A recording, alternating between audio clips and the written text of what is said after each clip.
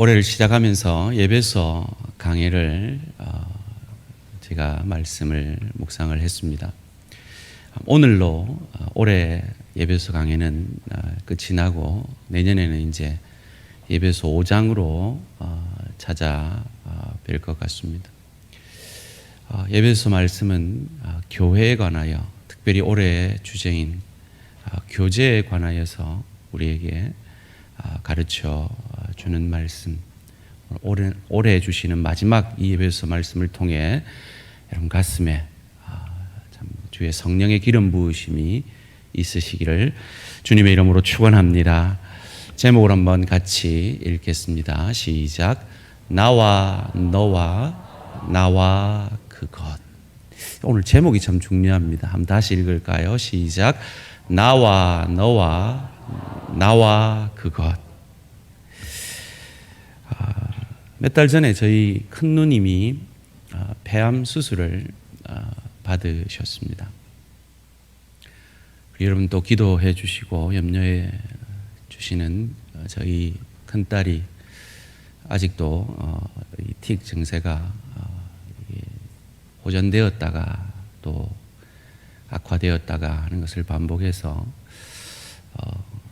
이제 아내가 계속 아이들을 돌보아야 하는 그런 상황 속에 있습니다.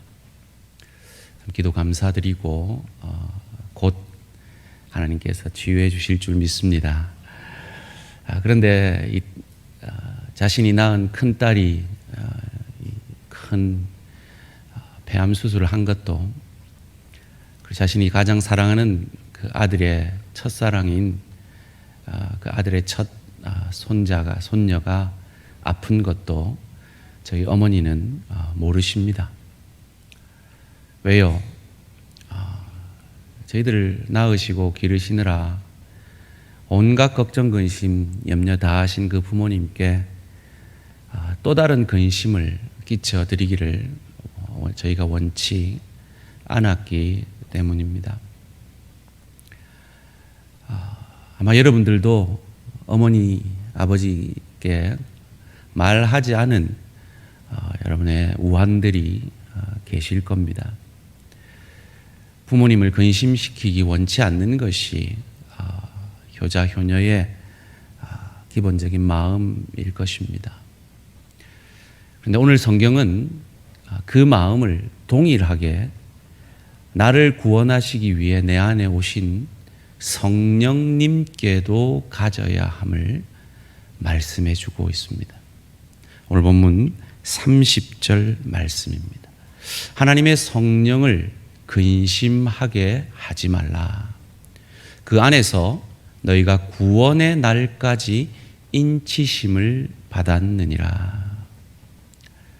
그런데 문제는 저희 어머니는 저희가 말해주지 않으면 모르시는데 성령님은 우리 모든 것을 아신다는 거예요.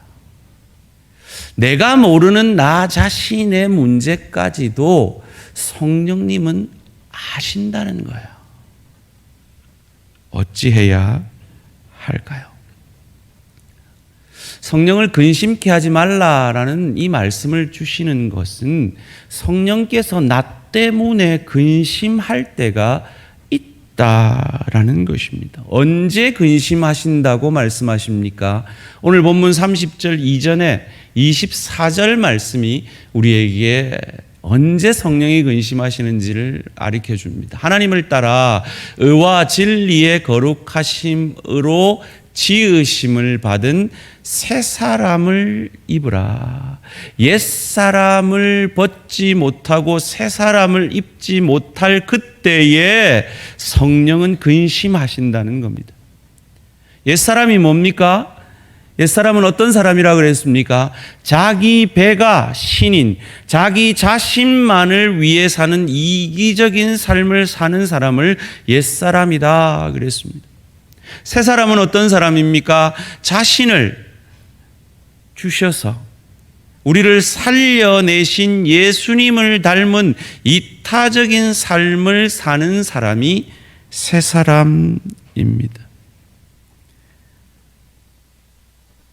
이 새 사람과 옛 사람은 종교적인 어떤 형태로 나타나는 것이 아니라 내가 말로 입술로 진실을 말하고 덕을 세우느냐, 내가 감정을 잘 다스려서 분노의 문제를 통해서 관계를 깨뜨리지 않느냐, 내가 도둑질하지 아니하고 내 직업을 통해서 상대를, 내 일터를, 손님들을 유익게 하느냐라는 우리의 일상의 삶임을 우리는 지난 9월에 내 안에 옛사람과 새사람 찾기라는 제목으로 3번의 시간을 가졌습니다.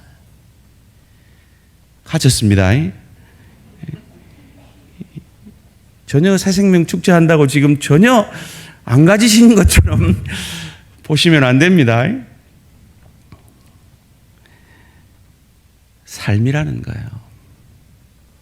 그래서 성령을 근심케 하지 말라 하는 이 뜬금없는 말 앞뒤로 우리의 삶을 얘기합니다. 관계를 얘기합니다. 오늘 본문 29절 말씀입니다. 무릇 더러운 말은 너희 입 밖에도 내지 말고 오직 덕을 세우는 데 소용되는 대로 선한 말을 하여 듣는 자들에게 은혜를 끼치게 하라.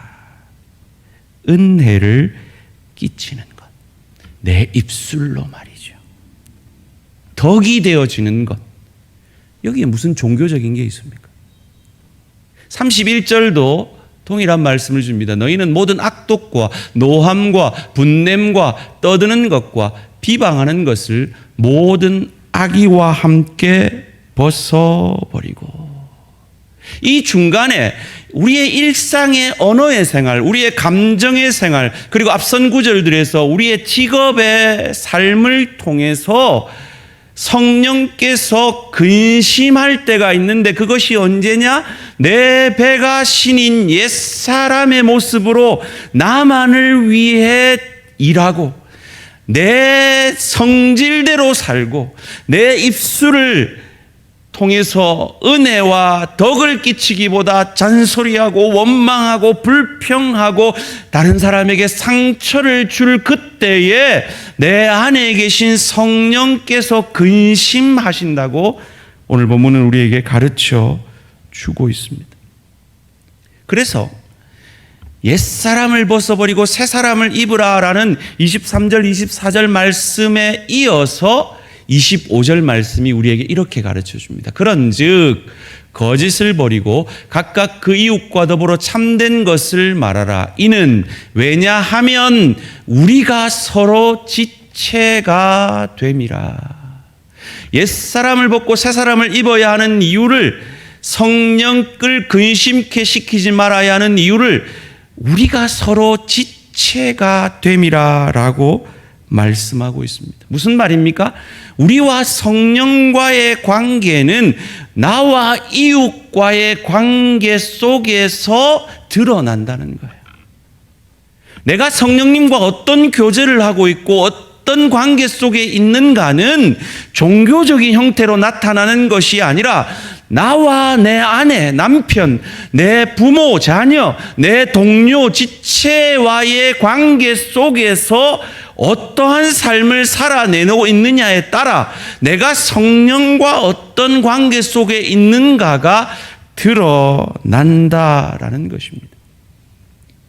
책을 한 권 소개해 드리기를 원합니다. 마르틴 부버라는 독일 유대인 철학자가 지은 고전입니다. 나와 너라는 책입니다. 오늘 제목이 제가 여기서 따왔는데요. 마르틴 부버는 인간관계에 있어서 두 종류가 있다라고 말합니다.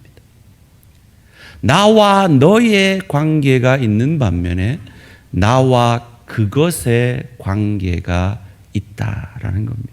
그것은 물질인데요, 물건인데요. 근데 인간이 그렇게 그런 관계 속에서 마치 물건 대하듯이 대할 때가 있다는 거예요. 너라는 건 그 사람 한 사람밖에 없는 것 같은 존귀한 존재로서의 너입니다.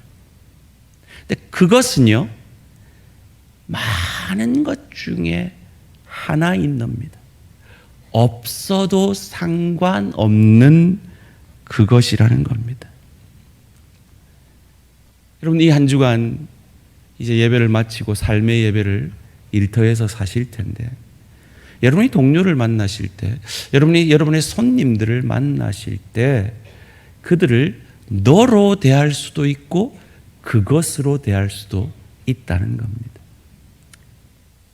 문제는 하나님께서 한 몸 삼아 주신 부부 관계 속에서도 내 남편을, 내 아내를 너로 대하는 것이 아니라 그것으로 대하는 경우도 있다라는 것입니다. 교회도 마찬가지입니다. 지체를 그냥 많은 사람 중에 있어도 되고 없어도 되는 그것으로 대할 수도 있고, 그 사람 한 사람밖에 없는 것처럼 너로 대할 수도 있는 겁니다. 제가 목회자로서 성도들을 대할 때도, 구역장님들이 구역원들을 대할 때도 너로 대할 수도 있지만 그것으로, 그냥 많은 사람 중에 한 사람으로 기계적으로 대할 수도 있다라는 것입니다. 교회도 마찬가지입니다. 여러분, 신앙생활 하면서 절대 그런 마음은 품지 마시고 그런 말은 하지 마세요. 따라해 보실래요? 이런 말 저랑 따라하고는 다시 하지 마세요. 교회가 여밖에 없나? 여러분, 교회 여기밖에 없어요. 여러분에게는 이 교회밖에 없는 거예요. 하나밖에 없는 교회를 섬기듯이 교회를 섬기셔야 되는 거예요. 지체도 마찬가지고 동료도 마찬가지고 무엇보다 내 가족도 마찬가지의 마음으로 섬기셔야 합니다. 근데 마틴 부버는 현대 사회가 물질 문명의 사회가 되면서 나와 너의 관계는 급속도로 약화되고 나와 그것의 관계만이 늘어나고 있다라고 한탄합니다. 여러분, 혹시 이 대사 들어보신 기억이 있나요? 드라마에서 나온 대사라고 하는데요. 저거 치워. 김영애라는 배우가 로열 패밀리라는 그 드라마에서 자기 둘째 며느리한테 한 말입니다. 그 드라마가 엄청나게 화제가 돼서 저도 그 드라마 본 적도 없는데 우연히 기사에서 이게 뭐야 신기해서 찾아본 기억이 있어서 다시 찾아봤어요. 저거 치워. 여러분, 일터에서도 주의 교회를 섬길 때도 가정을 섬길 때도 여러분 마음속에 저거 치워, 저거로 대하는 그 순간 내 안에 계신 성령님은 근심하신다는 겁니다. 마틴 부버는 계속해서 말합니다. 나와 너의 관계는 사랑을 근거로 하는 관계인데 나와 그것의 관계는 사랑은 온데간데 없고 사냥하는 관계로 바뀐다. 나와 너의 관계는 그 존재 자체로 존중하지만 나와 그것의 관계는 상대방을 사냥해서 소유하는 관계가 되어지는 거예요. 내 마음대로 내 뜻에 따르는 나의 소유로 삼는 거예요. 여러분 어떠십니까? 이 대인관계에 대해서 입술의 문제, 내 감정의 분노의 문제, 내 직업의 문제를 얘기하시면서 30절 말씀에 뜬금없이 바울이 성령을 근심하게 하지 말라라는 말을 하는 것은 성령의 관심사가 종교 행위에 있는 것이 아니라 나의 일상의 삶에서 내가 만나는 그 사람들에게 그들을 너로 대하느냐 그들을 그것으로 대하느냐 거기에 성령의 관심사가 있음을 우리에게 가르쳐 주는 겁니다. 오늘 본문 전에 에베소 4장 3절에서 우린 그것을 묵상했죠. 평안에 매는 줄로 성령이 하나 되게 하신 것을 힘써 지키라. 성령의 관심사는 우리가 하나 되어지는 것. 그래서 나와 너가 만나는 것이지 나는 나고 너는 그것인 삶이 아니라는 것이요. 그 성령의 관심사를 고린도전서 12장 7절에서는 이렇게 말합니다. 각 사람에게 성령을 나타내심은 유익하게 하려 하심이라. 누구를요? 서로를 유익하게 하려 하심이라는 겁니다. 성령 충만함은 종교적인 어떤 초월적인 경험이 아니기에 우리가 지난번에 묵상한 대로 에베소 5장 18절에 술 취하지 말라 이는 방탕한 것이니 오직 성령의 충만을 받으라라고 명령하신 이후에 기도 열심히 해라, 말씀 열심히 봐라, 11조 해라 하는 종교적인 어떤 것을 강조한 것이 아니라 부부 관계를, 부모 자녀 관계를, 그리고 종과 상전의, 오늘날로 말하면 사장님과 종업원의 관계를, 서로 직원들, 동료들과의 관계를 말하고 있는 겁니다. 성령의 관심사가 거기에 있고 성령 충만함의 열매는 거기에서 맺어져야 하기 때문입니다. 어느 의사가, 아마 내과 의사인 것 같아요, 쓴 글에 아주 재미난, 그리고 제가 참 찔리는 말을 해서 참 기억이 남는 얘기가 있는데요. 그 의사가 위장병 환자들이 자기를 찾아오면 속으로 욕을 하면서 치료를 한대요. 뭐라고 욕을 하는지 한번 따라해 보실래요? 에이, 돼지만도 못한 놈. 우리 따라하기도 민망하잖아요. 근데 속으로 위장병 환자들한테는 그러면서 치료를 한다는 거예요. 왜요? 개도, 돼지도, 사자도, 호랑이도 죽고 나서 이 해부를 해보면 그가 가진 위의 기능의 80% 이상은 안 쓴다는 거예요. 무슨 말입니까? 80% 정도 위가 차면 그만 먹는다는 거예요. 남아 있어도 내 가족 먹으라고, 내 동료 먹으라고 놔둔다는 거예요. 그런데 인간만큼은 위의 기능의 120%에서 150%를 쓴다는 거예요. 그렇게, 죄송합니다, 처먹고 와서 자기 보고 고쳐달라고 하니까 열불이 나가지고 에이, 돼지만도 못한 놈, 이렇게 말하면서 치료를 한다는 거예요. 사랑하는 성도님들, 혹 우리가 이런 영적인 위장병 환자는 아닙니까?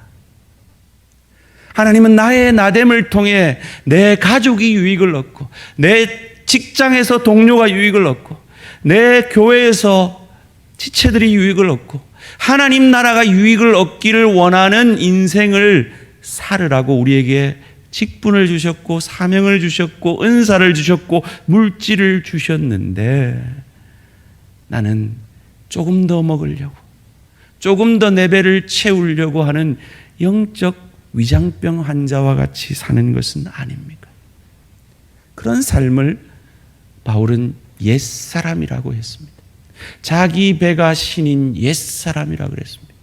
새 사람은 그러지 않아도 되는데 하늘 보좌를 버리고 나를 구원하기 위해 이 땅에 오셔서 인간의 가장 연약한 아기의 모습으로 지지 않으셔도 되는데 지시는 그 십자가를 지고, 죽으시지 않아도 되는데 죽어주시고 나를 구원해내신 그 예수를 닮아가는 새 사람을, 나의 나됨을 통해 유익게 하는 인생을 살아가지 않을 때 내 안에 계신 성령은 근심하신다는 겁니다. 우리는 옛사람으로 살고 있으면서도, 영적 위장병 환자로 살고 있으면서도 깨닫지 못할 때가 많아요. 왜요? 종교 행위를 하고 있거든요.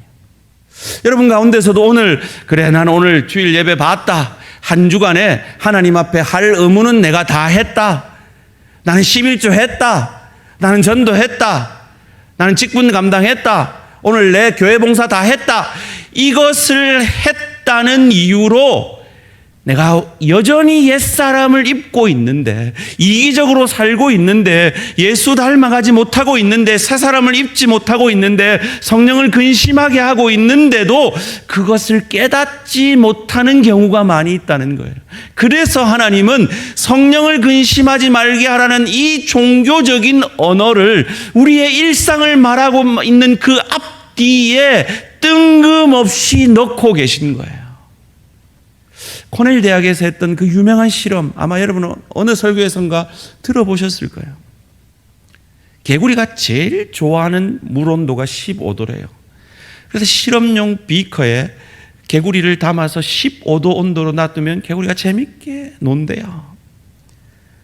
그런데 갑자기 그 비커를 뜨겁게 하면 개구리가 뛰쳐나온대요. 그런데 재밌는 건 그 비커의 온도를 서서히 올리는 거예요.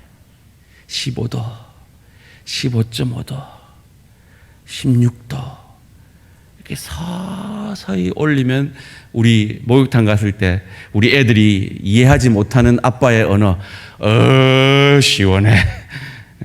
그러면서 서서히 익어 가서 45도가 되면 개구리 탕이 된다는 거예요.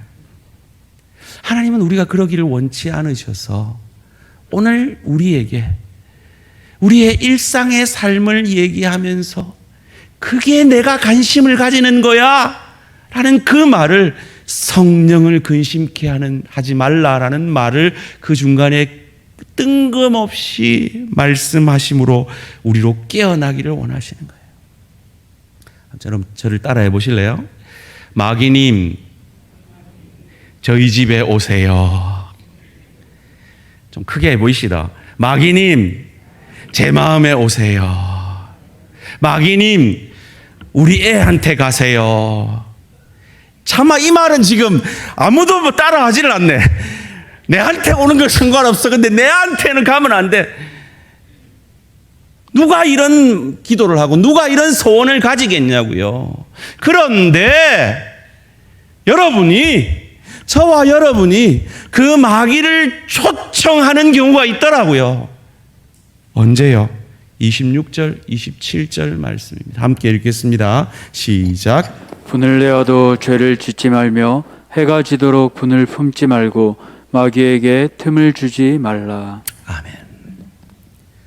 여러분이 누군가에게 어떤 일에 대해서 분을 품고 계신다면 여러분 마귀한테 틈을 주는 거예요. 좀 원색적으로 표현하면 마귀님 오십시오. 내한테 오십시오. 이 분을 품고 있는 나를 통해서 그 분이 원치 않는 내 자녀에게도 갑니다. 내 자녀에게도 가십시오. 우리 교회도 오십시오. 그러고 있는 거라고요. 감사의 계절 11월을 맞았습니다. 이제 2021년은 2달도 채 남지 않았습니다. 사랑하는 성도님들, 간곡히 권합니다. 여러분 안에 있는 분을, 누군가를 용서하지 못하고 누군가를 미워하는 마음들을 내려놓으시기를, 그리하여 마귀에게 틈탈 공간을 주지 말고 성령을 근심케 하지 마시는 저와 우리 모든 성도님들 되시기를 주님의 이름으로 축원합니다. 사랑하는 성도님들, 용서는요 남을 위해서 하는 게 아니에요. 나한테 잘못한 그 사람을 위해 하는 게 아니라 먼저는 나 자신을 위해 하는 거예요. 저는 지난 20여 년간 목회를 하면서 용서하지 못해서 참 마귀에게 틈을 주고 자기 건강을 해치고 신앙의 진보를 놓치는 성도들을 보면서 참 안타까운 마음들이 들었습니다. 여러분, 독사한테 우리가 물렸다고 칩시다. 나를 문 그 독사를 잡아 죽이려고 먼저 쫓겠습니까? 아니면 내 몸 안에 들어간 그 독을 빼내시겠습니까? 대답해 보이소.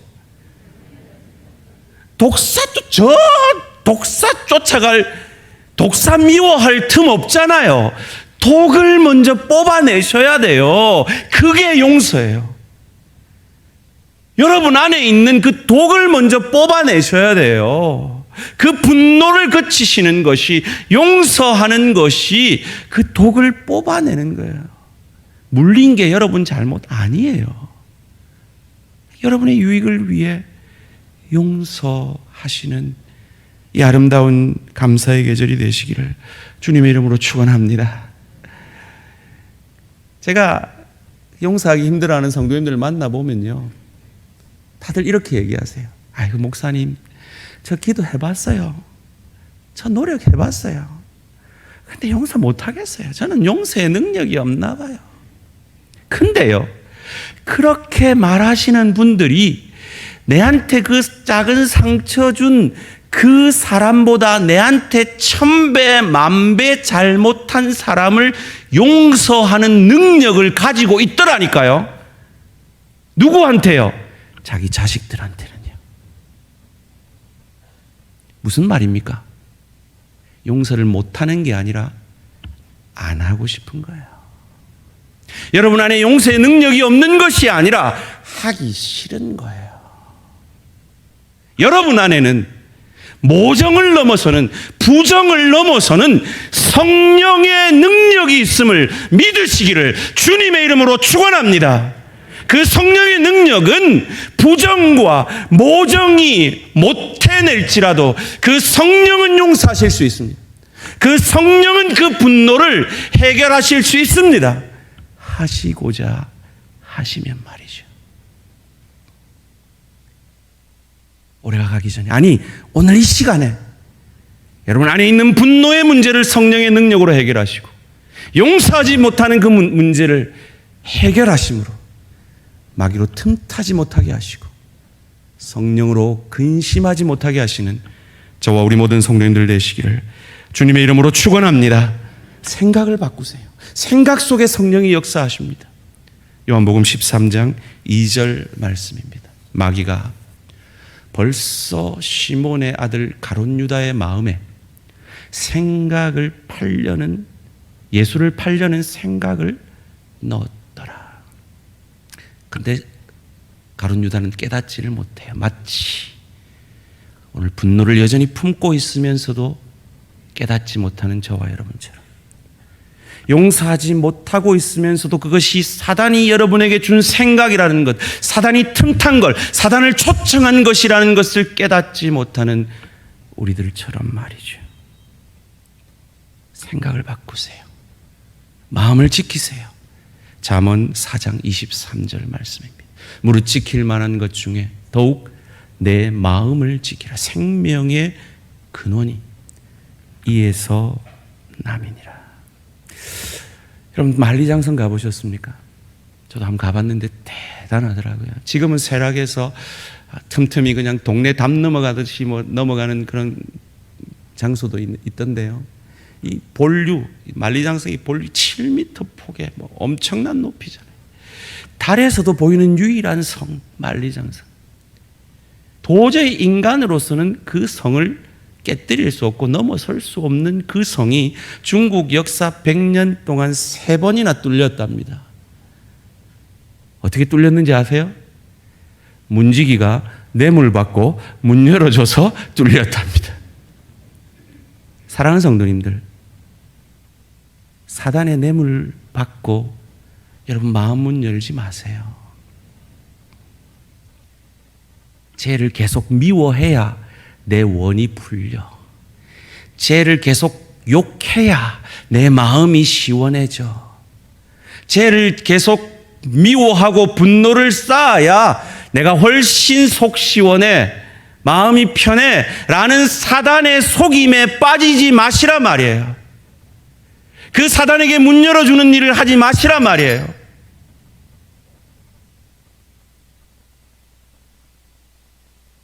사단의 속임이에요. 마음을 지키세요. 생각을 바꾸세요. 여러분 생각은 너무 중요합니다. 생각에서 행동이 나오기 때문에. 그리고 그 행동은 습관을 만들어냅니다. 그리고 습관은 여러분의 운명이 됩니다. 여러분이 이 땅에서 용서를 연습하고 분노를 풀어내는 연습을 하시면 저 좋은 천국을 누리고 즐길 수 있는 실력자로, 인격자로 하늘 상급을 받게 될 것입니다. 그것을 연습하십시오. 그것을 훈련하십시오. 오래가기 전에, 아니 오늘 이 예배가 끝나기 전에 결단하시기를 주님의 이름으로 축원합니다. 그럼 어찌 우리 마음을 지킬까요? 오늘 본문 31절 32절이 가르쳐 줍니다. 너희는 모든 악독과 노함과 분냄과 떠드는 것과 비방하는 것을 모든 악의와 함께 버리고 서로 친절하게 하며 불쌍히 여기며. 여러분 지금 누군가가 생각이 났어요? 불쌍히 여기세요. 아 그래, 쟤도 내처럼 죄인이잖아. 저 사람이 약한 부분이 있지만 나도 약한 부분이 있잖아. 불쌍히 여기세요. 그리고 서로 용서하기를 하나님이 그리스도 안에서 너희를 용서하심과 같이 하라. 하나님이 언제 우리를 용서하셨어요? 우리가 아직 죄인 되었을 때, 상대방이 죄인인지도 모를 때, 우리가 아직 원수 되었을 그때에, 상대방은 깨닫지 못할 그때에 우리를 용서해 주신 것처럼 상대방은 여전히 깨닫지 못할지라도, 상대방은 내게 상처 준 것조차 모르고 있을지라도 내가 그런 상태일 때 나를 용서하시고 사랑해 주시고 구원해 주시고 자녀 삼아 주신 그 주님의 은혜로 분노를 풀어내시고 용서하시는 저와 우리 모든 성도님 되시기를 주님의 이름으로 축원합니다. 그것을 오늘 본문 30절에서는 이렇게 말합니다. 하나님의 성령을 근심하게 하지 말라. 그 안에서 너희가 구원의 날까지 인치심을 받았느니라. 여기서 원문에 보면 성령을 두 번이나 얘기해요.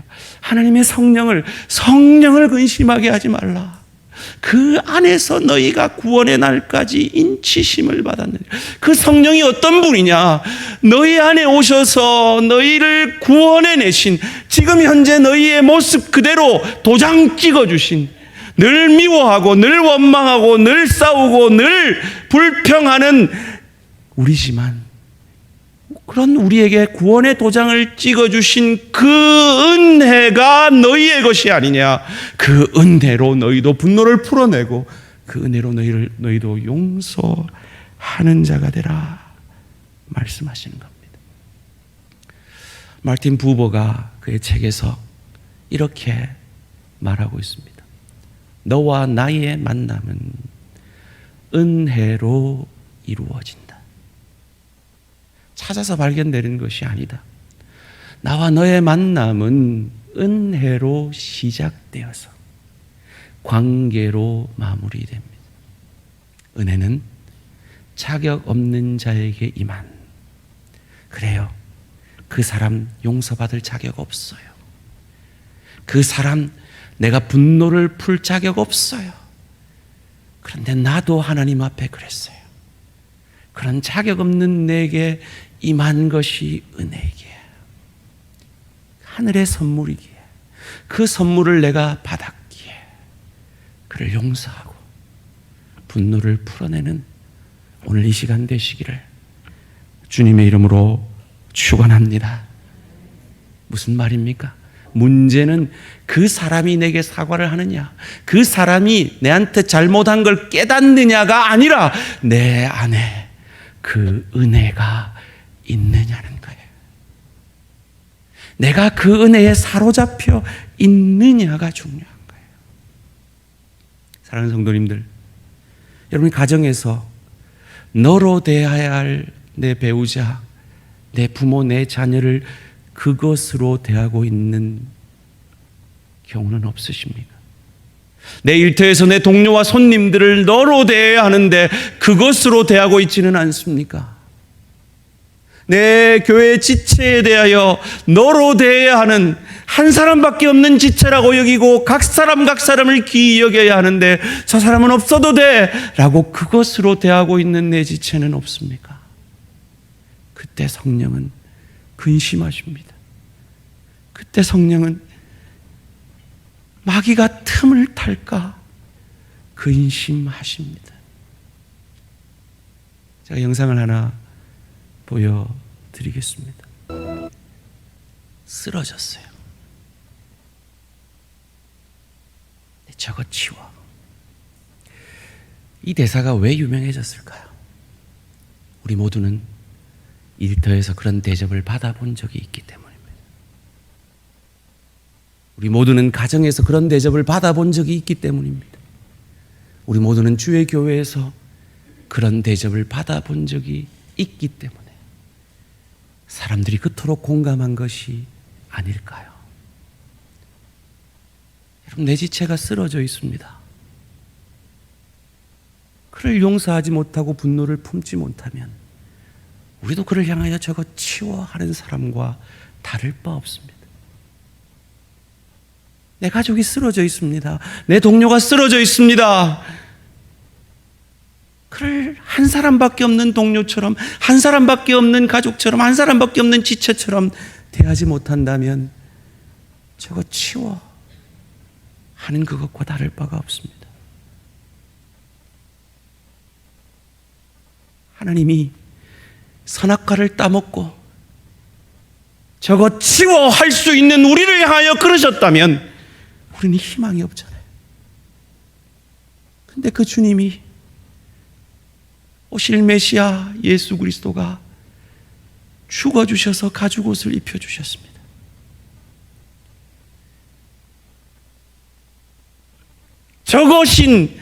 그것이 되어버린 죄에 빠진 인간을 향하여 친히 자신이 인간의 모습으로 이 땅에 오셨습니다. 그 놀라운 사랑을 우리가 받았는데 어찌 우리가 용서하지 않을 수 있고 어찌 우리가 여전히 분노 가운데 살 수 있겠습니까? 오늘 이 시간에 그 주의 은혜가 여러분을 사로잡으셔서 용서하시고 분노를 풀어내심으로 사단이 틈타지 못하고 성령이 근심하는 것이 아니라 먼저 그 나라와 그 의를 구하는 자에게 약속하신 모든 것을 더하시는 그 축복이 저와 우리 모든 성도님들의 것이 되어지기를 주님의 이름으로 축원합니다. 결단의 기도 드리시겠습니다. 이런 말씀을 들으시면서 누군가가 생각이 나셨습니까? 성령이 여러분 안에 타치하고 계신 겁니다. 말씀을 들으시면서 어떤 사건이 생각이 나셨습니까? 성령이 여러분을 만지시고 계신 겁니다. 그리고 성령님이 말씀하십니다. 돌이켜라. 내가 너무 근심이 된다.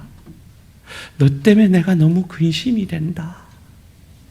사단에게 틈을 주지 마라. 돌이켜라. 이 성령의 음성 앞에 결단의 기도 드리시겠습니다.